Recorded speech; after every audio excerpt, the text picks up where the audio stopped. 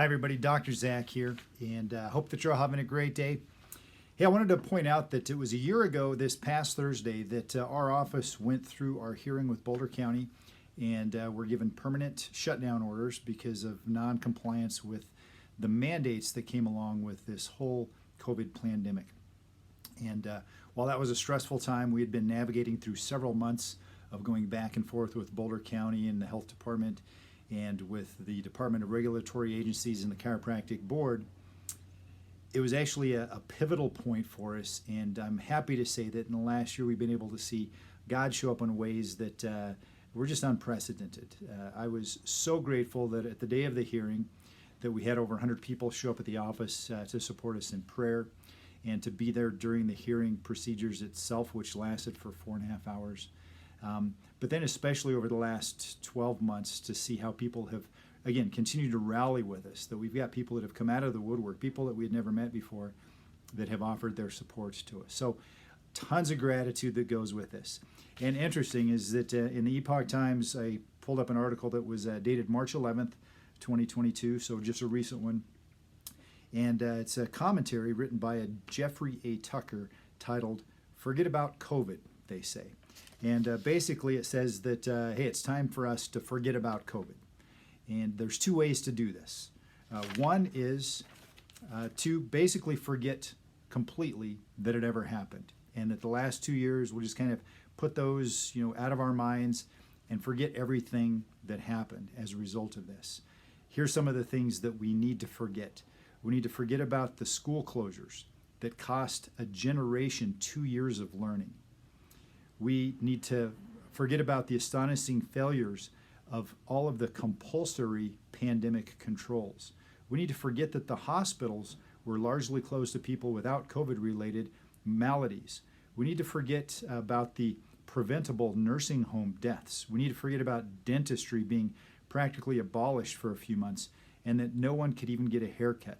We need to forget the stay-at-home orders, the church and business closures, including my own business, the playground and gym closures, the bankruptcies, the travel restrictions, the firings, the crazed advice for everyone to mask up and physically separate, the record drug-related deaths, the mass depression, the segregation, the brutalization of small businesses, the labor force dropouts, the forced stoppages of art and culture, and the capacity limits on venues that forced weddings and funerals to be on Zoom. We need to forget about the bogus mathematical models and the vaccine trials and the circumstances behind emergency use authorizations. We need to forget about the fake science behind adverse events from the vaccines themselves, the inaccuracies of the PCR test, the misclassification of deaths, the billions and trillions of misdirected funds, the division of all workers between essential and non-essential, and the millions who were forced to get jabs, medical interventions against their will, against their beliefs, against their religion. We need to forget about the possibility of a lab leak, the role of China, the deadly use of ventilators, the neglect of therapeutics, the near banning of all talk of natural immunity, the overselling of the vaccine, the lost religious holidays, the lonely deaths due to blocking of loved ones from hospitals and nursing homes, the censorship of science, the manipulated and hidden CDC data, the payments to the major media, the symbiotic relationship between government and big tech, the demonization of dissent, and the abuse of emergency powers. We need to forget about the health bureaucracies that are headed by political appointees that took over the task of regulating nearly everything about our lives while messaging the country that freedom just doesn't matter much anymore. So we need to forget about that. Just let that wash under the bridge and move on and go forward. So that was one option. The other option is to do what the memo from the consultants of the Democratic National Committee called Impact Research said, and that basically is this: let's declare the war won and move on for political reasons. And so I pulled up the data on this. Actually, it's a memo that was sent out by an organization called Impact Research. I looked them up, and on their top of their page, it said that they're proud pollsters for Joe Biden. So this is dated February 24th, 2022, and it says after 2 years that necessitated lockdowns, travel bans, school closures, mask mandates, and nearly 1 million deaths, nearly every American finally has the tools to protect themselves from the virus. It's time for Democrats to take credit for ending the COVID crisis phase of the COVID war. Point to important victories like vaccine distribution and providing economic stability for Americans, and fully enter the rebuilding phase that comes after any war. So basically it's, hey, we need to declare that this war has been won and that it's because of us. I'm not pointing to the Democrats on this. I'm pointing to any of the politicians that have sold out, any of the people that have been acting as tyrants. And what we'll see is even the governors in the United States, all but one of them jumped on board with all of this stuff. It was only South Dakota that looked at all of this nonsense from the beginning and said, no, we're not going to comply. So whether you're, whatever side of the fence you're on, this has been a diabolical scheme. And right now we've got political leaders that are saying, hey, you know what? Let's take and we'll declare that we won this thing. And we're going to hope that all of those crazy people that have been listening to us for the last 2.5 years will just believe us, because guess what? They'll believe anything, right?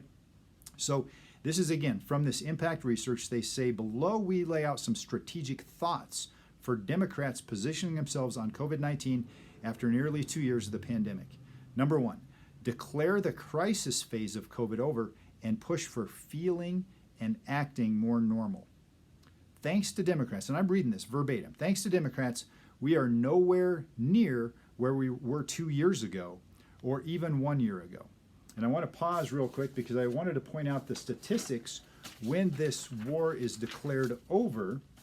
And it basically says that currently deaths attributed to COVID nationally are higher now than they were in the summer of 2020 when the whole country was locked down. Deaths from COVID right now are also higher than during the election of November of the same year. But today, we're just supposed to treat it for a seasonal virus instead of the serious pandemic that it's been. So anyway, thanks to Democrats, nowhere near where it was 2 years ago or even a year ago. It's higher. Democrats have a tremendous opportunity to claim an incredible historic success. They vaccinated hundreds of millions of people, prevented the economy from going into free fall unless they shut your business down, or raised your taxes, or made you pay more for fuel and for food and everything else. Other than that, the economy looks great, right? They kept small businesses from going under unless they forced closure. And they got people back to work safely.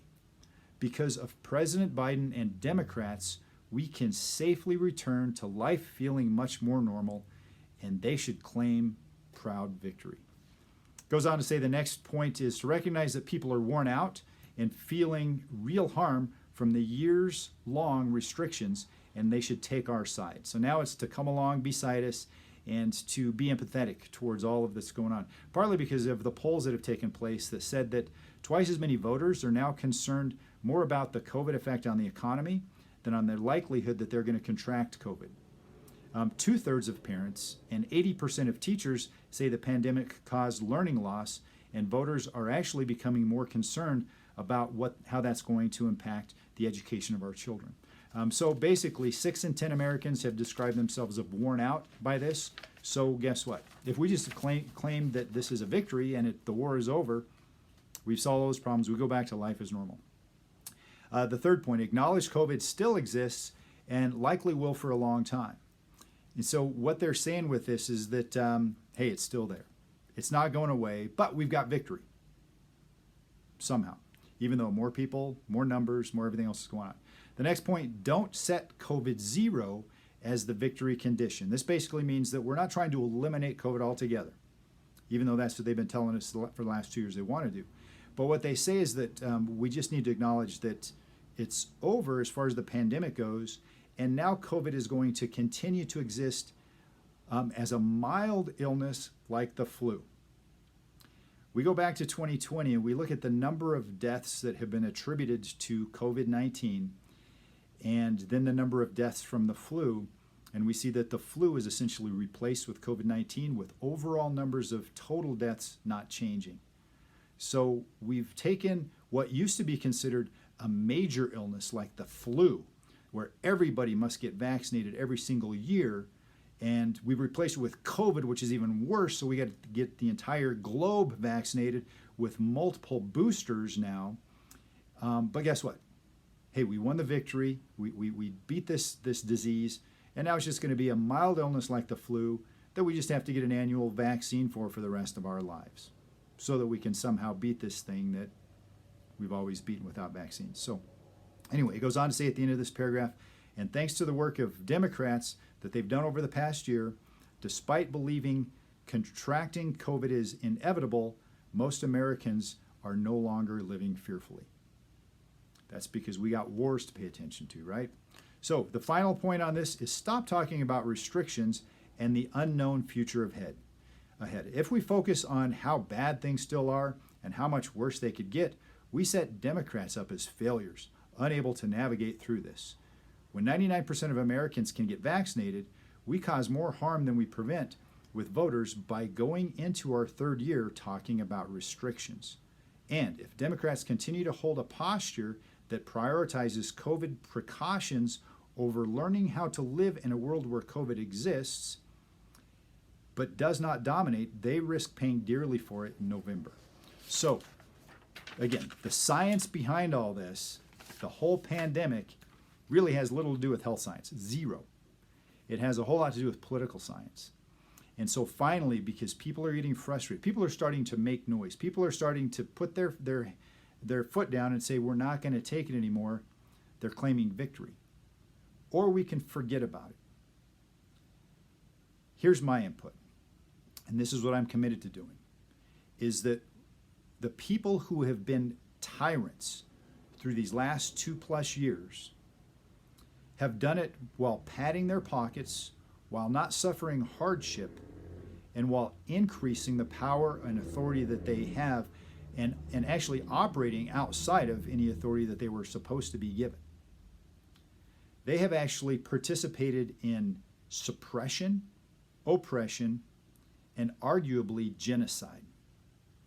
We can't forget about this. We can't let them claim victory.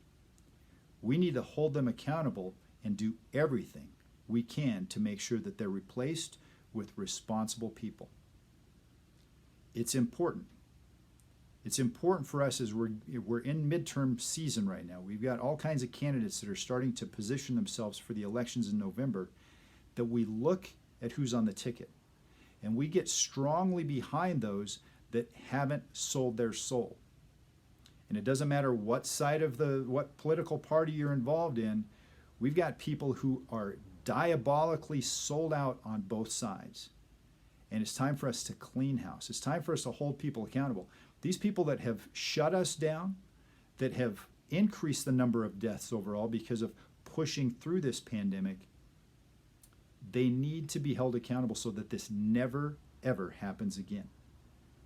And so with that, let me encourage you to take action today.